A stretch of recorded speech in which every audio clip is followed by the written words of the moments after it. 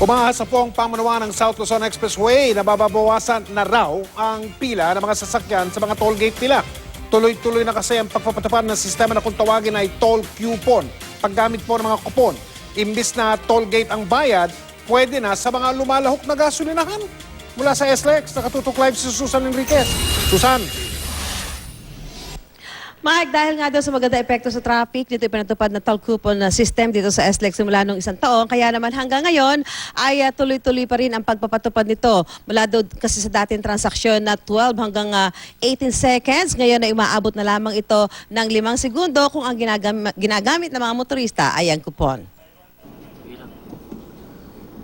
Inilunsad noong Disyembre ng South Luzon Expressway o SLEX at Metro Manila Skyway ang toll coupon system. Ang bagong sistema, makakabawas daw ng malaki sa pila sa mga toll booth, lalo kung peak hours o long holidays. Nitong nakaraang Semana Santa, nakita raw ng pamunuan kung paano ito nakatulong sa mga motorista. We have proven to be very successful kasi lalo na nung Holy Week.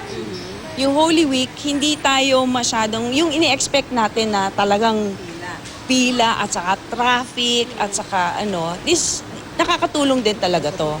Ayon sa toll operators ng Manila Toll Expressway System Incorporated at Skyway O&M Corporation, makakabili ng toll coupon sa ilang gas station sa SLEX. Mabibili raw ito sa eksaktong presyo kung saan mag-e-exit ang motorista. Please prepare exacto na lane.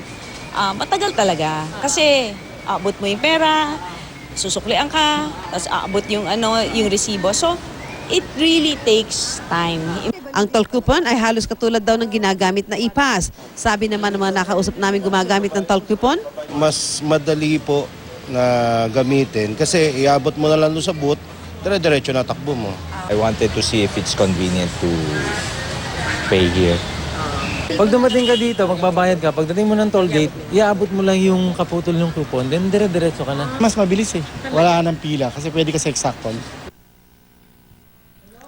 sa ngayon ay 4 na gasoline station dito sa SLEX mabibili itong toll coupon, pero balak ng pamunuan na dagdagan pa yung mga lugar kung saan ito pwedeng mabili ng mga motorista dahil nga sa mas dumarami na ang tumatangkilik nito dahil nga sa napapabilis ang kanilang pagbiyahe. Mike? Para pagbili ng toll coupon, booklet-booklet o pwedeng pira-pira por piraso o parang patingi-tingi lang, Susan?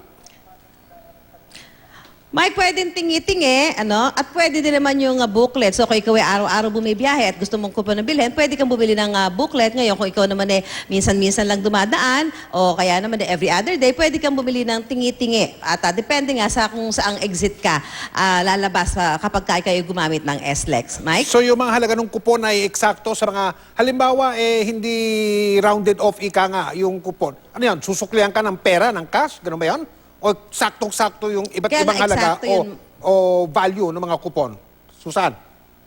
Eksakto yun, Mike. Eksakto. Dahil nga para pagdating mo doon sa exit, sa toll, iaabot mo na lamang at abutan ka lang na resibo. So walang masyadong masasayang na oras. Dahil kung nga naman nababayad mo cash, susuklian ka, eksakto. So itong kupon, yun yung pagkakaiba. Dahil eksakto talaga ito. Dahil sabi nga ng mga nakausap natin, hindi rin naman nasusunod yung kanilang pakiusap sa mga motorista na maghanda ng eksakto kapag sila ay dumadaan sa mga toll gate. Mike? Maraming salamat, Susan Enriquez.